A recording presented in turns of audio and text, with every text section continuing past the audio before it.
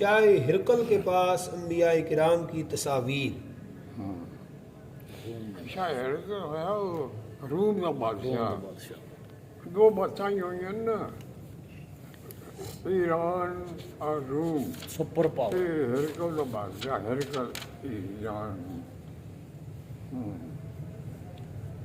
حضرت ہشام بن عاص کہتے ہیں کہ امیر المومنین سیدنا ابو بکر صدیق رضی اللہ تعالیٰ عنہ نے اپنی خلافت میں مجھے ایک شخص کے ہمراہ ہرقل بادشاہ روم کے پاس اس غرض سے بھیجا کہ ہم اسے سلام پیش کریں.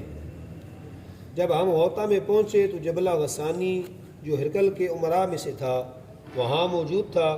ہم نے اسے دیکھنا چاہا. ہرقل نے ہمارے پاس ایک پیغام رساں بھیجا اور کہا جو گفتگو چاہو اس سے کر لو. ہم نے کہا بخدا ہم گفتگو نہیں کرتے. مگر وہ جبلہ کے روبرو آئے. وہ بولا جو کہنا چاہتے ہو کہو. حضرت ہشام کہتے ہیں کہ میں نے اس سے باتیں کی اور اسے اسلام پیش کیا. میں نے دیکھا وہ سیاہ لباس سے بے تن کیے ہوئے تھا. میں نے پوچھا سیاہ لباس کیوں پہنے ہوئے ہو؟ اس نے کہا اس لیے کہ میں نے قسم کھا رکھی ہے جب تک تمہیں ملک شام سے نکال نہ دوں اسے جسم سے نہ اتاروں گا. میں نے کہا بخدا جس سرزمین پر ہم بیٹھے ہیں اس پر تو ہم قبضہ کر لیں گے، بلکہ تمہارے ملک کا بہت سا حصہ بھی انشاءاللہ فتح کر لیں گے، کیونکہ ہمارے پیغمبر صلی اللہ علیہ وسلم کو اللہ تعالیٰ نے اس کی فتح کی خوشخبری دے دی ہے. اس نے کہا تم وہ قوم نہیں جو اس ملک پر قبضہ کرے، بلکہ وہ ایسی قوم ہے صبح کو روزہ رکھتے ہیں اور شام کو افطار کرتے ہیں. اس کے بعد اس نے ہمارے روزوں کے متعلق پوچھا. روزے کے متعلق بس سویرا رکھیں دیں تو شامی افطار کریں دیں. اس نے ہمارے روزوں کے متعلق پوچھا. ہم نے اسے بتایا. اس کا رنگ سیاہ ہو گیا.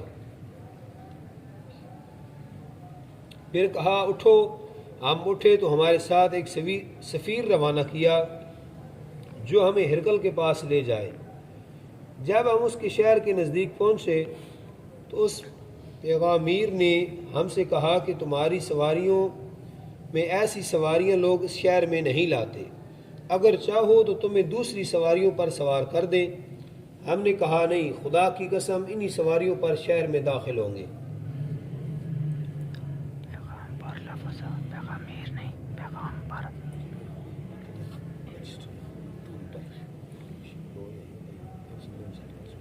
ان کی یہ بات بادشاہ تک پہنچی تو ہمیں انہی سواریوں پر تلواریں حمائل کیے ہوئے شہر میں لے آئے. جب وہاں پہنچے تو ہم نے اپنی سواریاں دریچے کے نیچے ٹھہرا دیں.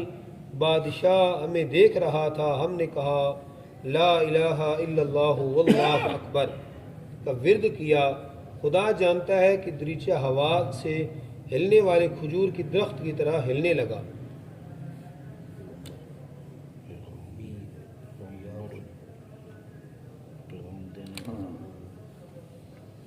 بادشاہ نے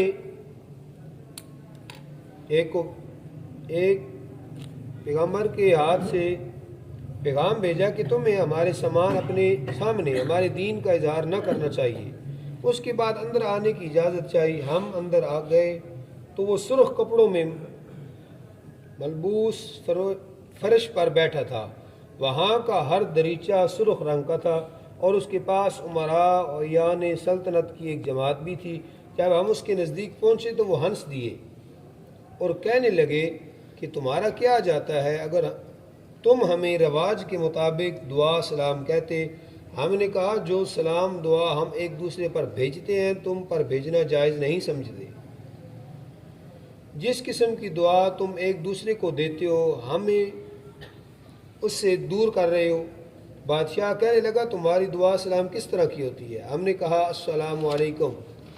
کہنے لگا اپنے بادشاہ کو کس طرح سلام دعا کرتے ہو؟ ہم نے کہا اسی طرح. کہنے لگا وہ تمہیں جواب کس طرح دیتے ہیں؟ ہم نے کہا اسی کلمے سے. پھر کہا تمہارا سب سے بڑا کلام کون سا ہے؟ ہم نے کہا لا الہ الا اللہ واللہ اکبر. تو دریچہ جنبش میں آ گیا. جب اس نے اپنا سر اٹھایا تو وہ بھی ہلنے لگا. اس نے پوچھا جب تم اس کلمہ کا ورد کرتے ہو اپنے گھروں میں بیٹھ کر تو تمہارے گھروں کے دریچے بھی اسی طرح جنبش کرتے ہیں؟ ہم نے کہا بخدا ہم نے تو اس جگہ کے سوا کہیں نہیں دیکھا۔ اس نے کہا مجھے یہ بات پسند ہے کہ تم جس جگہ اس کلمے کو پڑھتے ہو وہی جگہ جنبش میں آ جاتی ہے، اور میرے ملک کا کچھ حصہ میرے ہاتھ سے نکل جاتا ہے۔ ہم نے کہا کیوں؟ کہنے لگا اگر ایسا ہوتا تو یہ نبوت کا تقاضا نہ ہوتا بلکہ محض کسی شخص کا ہیلا مکر و فریب ہوتا۔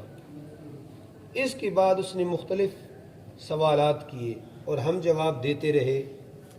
بعد میں اس نے ہم سے نماز روزہ کے متعلق بھی پوچھا تو ہم نے جواب دیا۔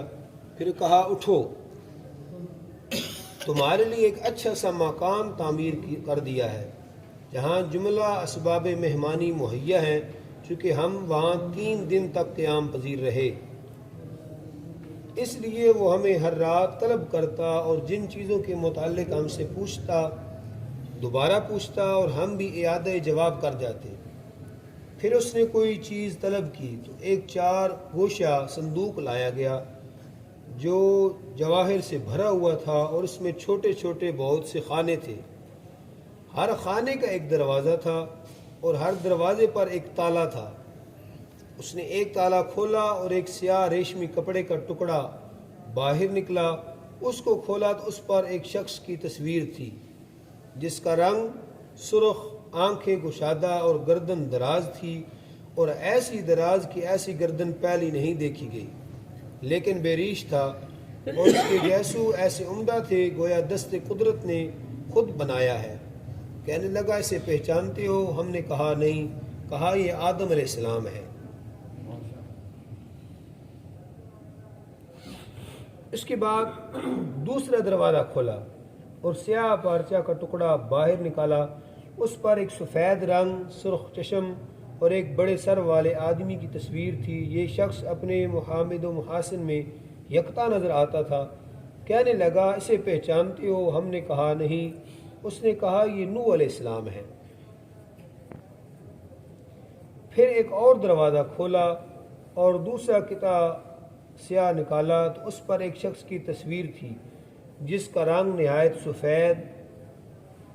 یہ گلا لمبی ہے نا، چونکہ کسی مورخ نے یہ گلا نہیں لکھی ہے، یہ صرف مولانا جامی لکھتے پہ، یہ مولانا جامی نے بڑی تصویر لکھی ہے۔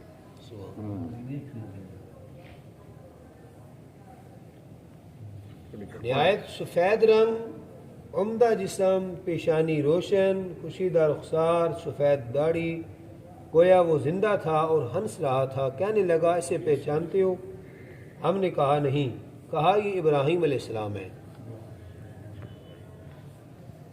پھر ایک دروازہ کھولا، ایک سیاہ ریشمی کپڑے کا ٹکڑا نکالا تو اس پر ایک سفید رنگ کی تصویر تھی۔ جب ہم نے دیکھا تو یہ ہمارے پیغمبر صلی اللہ علیہ وسلم کی تصویر تھی۔ ہم پر گریہ طاری ہو گیا اور ہم تعظیماً اٹھ کھڑے ہوئے اور پھر بیٹھ گئے۔ تو اس نے کہا تمہیں تمہارے پروردگار کی قسم سچ بتاؤ یہ تمہارے پیغمبر ہیں؟ ہم نے کہا ہاں یہ ہمارے پیغمبر ہیں جنہیں ہم اب بھی دیکھتے ہیں۔ وہ کچھ دیر ہماری طرف بھی دیکھتا رہا، پھر کہا اس صندوق کا آخری خانہ بھی ہے، لیکن میں نے تمہیں دکھانے میں عجلت کی ہے کہ تم کیا کہتے ہو۔ بعد ازاں ایک اور دروازہ کھولا جس میں پہلے کی طرح پیغمبروں میں سے ایک پیغمبر کی تصویر تھی۔ آخر میں ایک ایسے جوان شخص کی تصویر تھی جس کے محاسن نیک تھے، جسم پر بہت سے سیاہ بال تھے، خوبصورت چہرہ تھا۔ بادشاہ نے کہا اسے پہچانتے ہو؟ ہم نے کہا نہیں۔ یہ عیسیٰ ابن مریم ہے۔ عیسیٰ ابن مریم۔ پھر ہم نے پوچھا کہ یہ تصویریں کہاں سے آئی ہیں جو انبیاء اکرام علیہم السلام کی حلیوں کے موافق ہیں، اور ہمارے رسول اللہ صلی اللہ علیہ وسلم کی تصویر بالکل ان کے حلیے کے موافق تھی۔ اس نے کہا آدم علیہ السلام نے خدا سے درخواست کی تھی کہ ان کی اولاد سے جتنے نبی ہوں گے ان کی شکلیں انہیں دکھائے، تو خدا نے ان کی تصویریں ان کے پاس بھیج دیں، اور خزانہ آدم علیہ السلام میں مغرب شمس کے نزدیک تھے۔ ذوالقرنین علیہ السلام ان تصویروں کو مغرب شمس سے لے آئے اور حضرت دانیال علیہ السلام کو دے دی۔ دانیال علیہ السلام نے ان کے سیاہ کپڑے پر تصویریں بنا لی، اور یہ تصویریں بعینی ہی دانیال کی تصویر ہیں۔ اس زمانے میں فوٹو تو ہوندے نہ ہے نا، جیڑی ہاتھ نال تصویر کشی کیتی رہندی ہے وہ سگمی وہی ہے، بڑی لوگ ماہر ہے، بڑی انہاں تجربہ اینا پتہ کہ بھئی یہ فوٹو ہے یا تصویر ہاتھ دی بنی ہے۔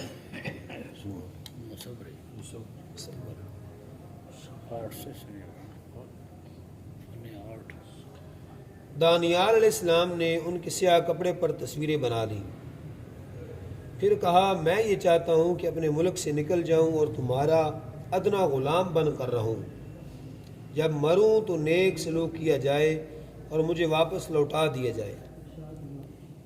واپسی پر جب ہم امیر المومنین جناب صدیق اکبر رضی اللہ تعالیٰ عنہ کے پاس حاضر ہوئے تو ہم نے تمام گفتگو کا اعادہ کیا۔